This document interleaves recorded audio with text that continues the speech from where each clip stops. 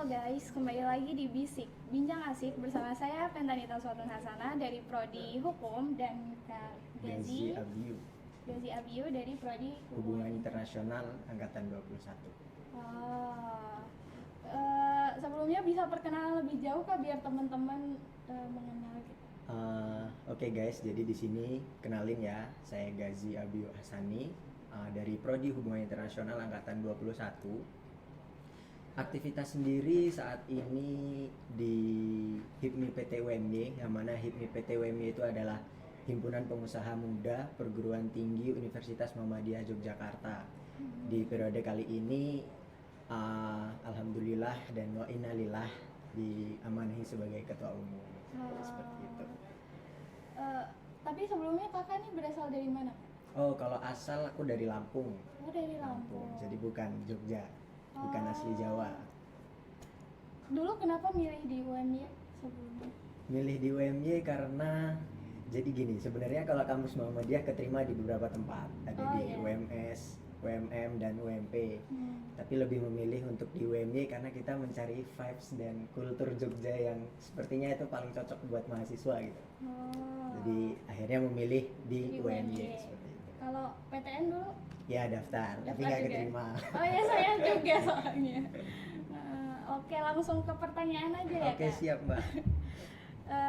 Aku tuh kan di bidang ekowir kan, ekonomi dan kewirausahaan. Nah, aku tuh pengen tahu bagaimana tips dan triks untuk mahasiswa untuk mulai berwirausaha tuh gimana? Untuk mahasiswa sendiri berarti ya terkhususnya ya. Untuk berwirausaha sendiri sebenarnya banyak ya, akan banyak kita ketika memiliki keinginan untuk memulai bisnis ataupun mulai berwirausaha itu akan banyak jalannya. Tapi yang paling utama dan paling pertama adalah action. Intinya cuma action dan realisasi kerja nyata gitu loh. Jadi bukan hanya sekedar keinginan, karena dari HIPMI PT UMY sendiri beberapa bulan yang lalu itu habis ngadain acara, kita ada gala dinner. Kita mengumpulkan para alumni UMY yang berada di bidang kewirausahaan.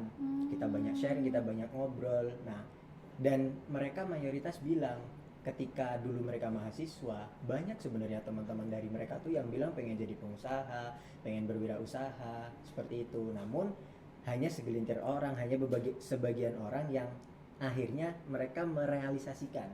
Jadi memulai. Dulu ada yang bilangnya itu jualan pulsa. Jadi sekecil apapun, intinya ketika ingin memulai usaha itu adalah action, yaitu memulai, bukan hanya sekedar angan-angan dan niat-niat aja, seperti itu. Tapi kan untuk memulai itu ya, kan pasti ada up and down-nya gitu. Misalnya kita udah mencoba mulai tapi ternyata nggak naik-naik tuh usahanya, terus malah bentrokan sama kuliah, itu gimana cara ngaturnya? Jadi begini, aku mendapatkan arahan ya, ini membahas tentang entrepreneurship di podcast kali ini. Yang perlu dipahami, yang pertama adalah entrepreneurship itu jangan dijadikan sebagai sebuah profesi, tapi entrepreneur itu dijadikan sebuah mindset buat seseorang. Karena ketika sesuatu hal itu telah menjadi mindset, dia akan menjadi sebuah langkah nyata dan dia akan terus mencoba untuk berusaha. Jadi ketika dalam mindset dan dalam pola pikirnya sudah terbentuk menjadi seorang pengusaha, apapun permasalahan dia akan mencoba dijalani dan dicari jalan keluarnya. Apalagi entrepreneur sendiri adalah sebuah kayak aktivitas yang memang dia itu memiliki ide, gagasan ataupun visi untuk mencari jalan keluar dari sebuah permasalahan melalui peluang-peluang yang ada. Nah, mungkin tadi ketika ditanya apakah tabrakan dengan kuliah dan lain-lain, ya itu menjadi salah satu tantangan. Dan ketika entrepreneur itu sudah dijadikan sebuah mindset dan pola pikir seseorang, dia akan menghadapi itu bukan dengan ngeluh ataupun kayak akhirnya menyerah, turun dan putar balik, nggak jadi melakukan bisnis ataupun usaha, tapi dia akan mencari jalan keluarnya. Ini gimana yang pas? Oh, mungkin bisnis kayak gini untuk saat ini pas lagi mahasiswa mungkin kurang pas karena banyak menyita waktu, akhirnya pendidikan yang itu amanah orang tua malah terbengkalai. Mungkin akan digeser sistemnya ataupun cara berbisnisnya, seperti itu. Dia akan mencari jalan keluarnya ketika entrepreneur itu sudah dijadikan sebuah mindset ataupun pola pikir. kakak sendiri bergabung di HIPMI ya? Ya. Itu dari maba atau? HIPMI PTWM sendiri itu baru ada 2 tahun ini. Jadi baru ada di tahun lalu di 2022 dan ini periode kedua seperti itu udah. Kalau untuk aku sendiri join udah dari tahun pertama. Jadi tahun lalu itu aku ada di bidang kerjasama antar lembaga. Jadi yang menghubungkan antar HIPMI PT di Jogja, karena HIPMI PT sendiri jadi ada 7 saat ini. Jadi dari berbagai kampus, dari ada UMY, Unisa, UAD, UGM, Amikom, UPN, dan UI. Nah ini baru tahun kedua dan mayoritas buat kampus Muhammadiyah masih baru, UAD juga masih baru, Unisa masih baru, seperti itu. Oh, itu nanti ada program kerja seperti berbisnis gitu atau bagaimana? Iya, dia nanti mungkin kalau program kerja berbisnis tuh itu kembali ke mahasiswanya ya, itu kembali ke kadernya. Tapi mungkin dari kami hanya akan ada kayak mentoring, kita mencarikan mentor ataupun kita menyediakan wadah lah. Intinya HIPMI PTWMY itu menjadi wadah untuk mereka yang tergabung di HIPMI PTWMY. Dia mau apa di dalamnya, dia di dalam wadah ataupun kolam itu mau jadi memanfaatkan sebesar-besarnya silahkan. Tapi ketika dia memang males-malesan dan lain-lain ya kita hanya bisa memberikan gitu, kita tidak bisa memaksa seperti itu. Oke, ngomongin tentang wirausaha lagi nih Kak, kan banyak nih anak muda tuh yang sebenarnya pengen udah punya niat gitu, tapi dia gengsi buat memulai bisnis. Iya, bisnis gitu. Jadi gimana ya, kalau gengsi ataupun malu ketika dia mau berbisnis, sekarang gini ya, nyatanya banyak juga anak muda tuh yang dia berkeinginan ataupun bercita-cita pengen punya financial freedom dan time freedom, jadi punya kebebasan waktu dan kebebasan biaya.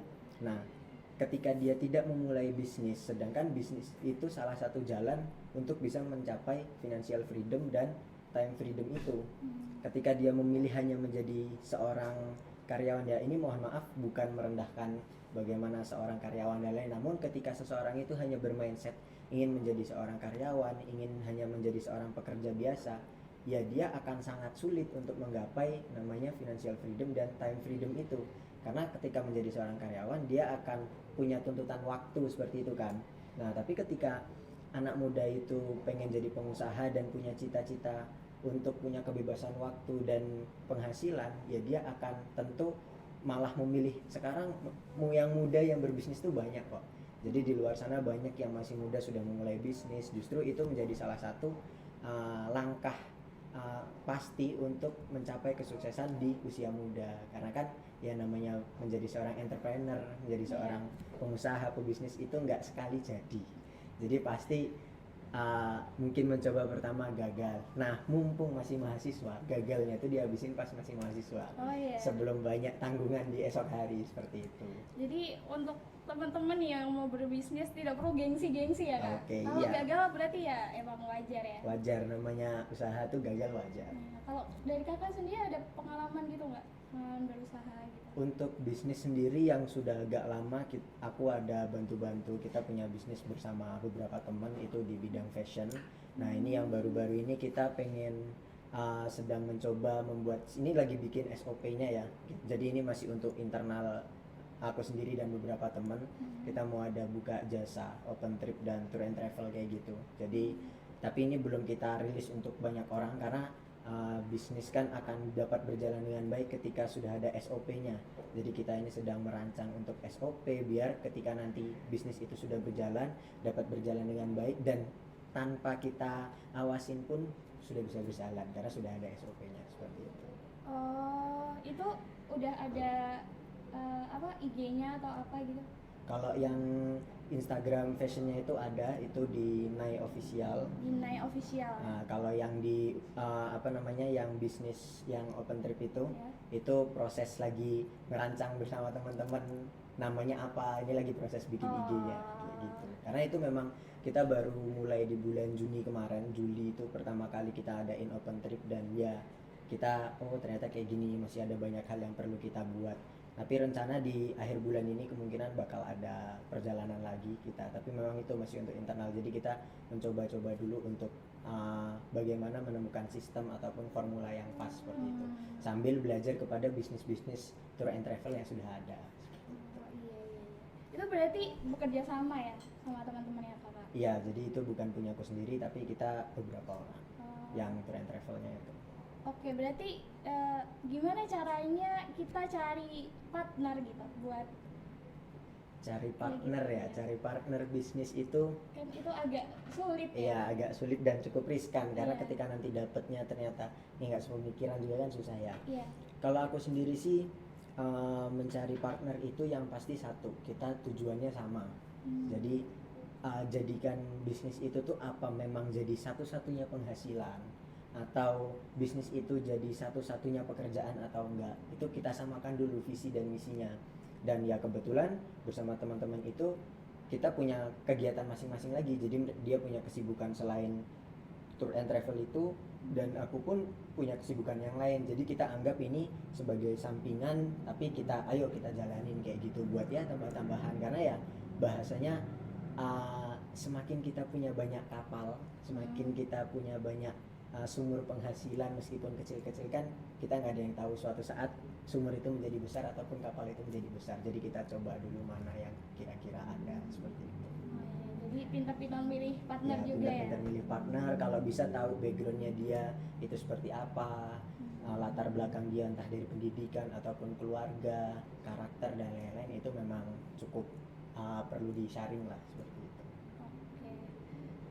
Kalau untuk ini mencapai kadar yang bisa bermandiri gitu, dalam berbisnis itu bagaimana? Ya mungkin kalau dari aku pertama itu tadi sih yang pasti entrepreneur itu jangan dijadikan sebuah profesi, tapi dijadikan sebuah mindset. Karena ketika entrepreneur sudah menjadi sebuah mindset di mana jiwa-jiwa entrepreneur itu yang dia tidak gampang menyerah, dia ulet dan dia tidak berpikiran negatif. Jadi dia nanti akan mencari jalannya sendiri. Karena setiap orang itu punya jalannya masing-masing, nggak bisa sama. Kita hanya bisa melihat mungkin orang lain, figur ataupun lingkungan kita sekitar itu seperti apa, tapi belum tentu kita bisa seperti mereka 100% caranya. Kita cuma bisa melihat orang-orang yang sukses itu pasti meninggalkan jejak. Nah dari jejak itulah kita memilih jejak orang sukses yang mana yang paling cocok dengan kita, karena tiap orang nggak bisa disamain kayak gitu. Dan yang pasti memang tidak ada shortcutnya ya, nggak ada jalan pintasnya sukses tuh berbisnis terutama seperti itu. Dan yang pasti orang-orang sukses, orang-orang yang sukses dalam bidang bisnis, mungkin menjadi politikus ataupun bahkan pendidikan sekalipun, mereka itu memiliki titik kalkulasi yang sama, itu yakni di kerja kerasnya. Jadi mereka yang sukses di bidang apapun ada kesamaan, titik kesamaannya itu di etos kerjanya mereka tuh pasti kuat. Mereka totalitas ketika sudah mendapatkan sebuah kesempatan seperti itu. Oh iya, ya itu berarti sedikit pemaparan tadi dan penjelasan serta tips and trick ya berarti ya.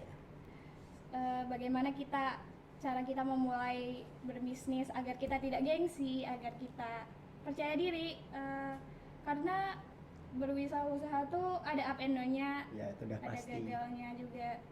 Jadi tidak perlu bergengsi lah. Ya. Menjadi mandiri tuh hebat. Ya, karena bahasanya ya kita berpacu dengan umur juga kan ya. Iya. Kita berpacu dengan umur, kita ingin sukses di usia muda. Jadi itulah yang mahal dari seorang entrepreneur itu, karakter ataupun kebiasaan. Kita bisa melihat kebiasaan orang-orang yang sukses-sukses ataupun kaya di luar sana, mereka sejak kecil memang sudah terbiasa sama namanya. Mereka ketika memiliki uang, mereka bukan di spending untuk sesuatu hal yang konsumtif, tapi gimana dipikir ini uang ini bisa muter kayak gitu. Ini uang ini diputar kemana, taruh kemana, apakah hanya dijadikan sekedar investasi atau dijadikan sebuah bisnis atau aset biar bisa muter kayak gitu.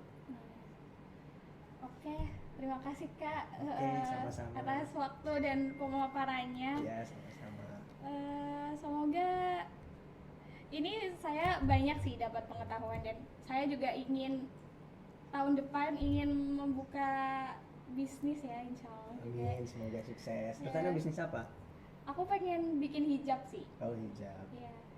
Brand sendiri berarti ya? Iya, pengen bikin kayak gitu. Tapi kan aku kayak nggak ada basic-basicnya kan. Aku juga masuk di hukum kayak nggak ada gak sih jadinya wirausahanya. Kakak juga masuk hubungan internal. Iya. Karena memang jujur sebenarnya dari keluarga itu memang keluarga besar saya pribadi itu bukan keluarga pengusaha, pekerja kesehatan. Jadi semuanya keluarga besar dari kakek nenek itu mayoritas kesehatan. Dan kebetulan aku keluar dari jalan itu sendiri. Makanya mau nggak mau ya sama, memulai dari nol, belajar dari nol. Yang paling utama itu tadi sih, karena ada mindset dan mental. Mindset itu menjadi pola pikir kita, dan mental itu menjadi pola sikap kita. Kita harus bisa mental itu berkaitan dengan lingkungan dan siapa yang kita lihat, siapa yang kita ikuti, itu kita harus menyaring, dan mindset pun akan terbentuk dari lingkungan yang kita hidup gitu loh, serta bacaan, tontonan itu udah pasti sangat mempengaruhi. Jadi intinya dua itu, mindset dan mentalitas, pola pikir dan pola sikap gitu. Iya, jadi untuk berbisnis kita harus punya mental yang sangat kuat ya. Iya. Karena udah pasti jatuh bangun. Iya, jatuh bangunnya. Aku juga ini sedikit deg-degan juga ya mau membangun bisnis dari nol. Kadang kan mahasiswa tuh mikirnya kayak udah ngumpulin nih modal, iya, 500.000, 1 juta buat mulai bisnis, ternyata rugi. Iya. Tapi pasti dari rugi itu ada pelajaran yang didapat kok, karena akan dapat pelajaran, akan dapat pengalaman yang itu kebetulan ya kita habiskan saat ini pas kita belum punya tanggungan lain. Dan sebisa mungkin kalau memulai bisnis itu jangan dimulai dari minus atau ngutang. Jadi memulai dari punya kita sendiri, memulai dari apa yang kita punya, biar ketika gagal itu kembali ke nol, bukan kembali ke minus. Kayak gitu. Kayak gitu teman-teman. Jadi buat kalian-kalian yang masih ragu untuk memulai, come on lah, sekarang mulai sekarang. Mumpung masih muda, banyak-banyakin gagalnya nggak apa-apa. Iya, dihabisin saat ini gagalnya. Jatah gagalnya dihabisin sekarang. Iya, jangan besok pas udah tua baru gagal kan repot ya. Iya, udah banyak tanggungan. Iya, oke, terima kasih Kak Gazi atas sama-sama. waktu dan pemaparannya. Oke, semoga kita bermanfaat. amin. Kita sama-sama belajar kok. Oke, kita closing podcast hari ini. Terima kasih yang sudah menonton. Wassalamualaikum warahmatullahi wabarakatuh.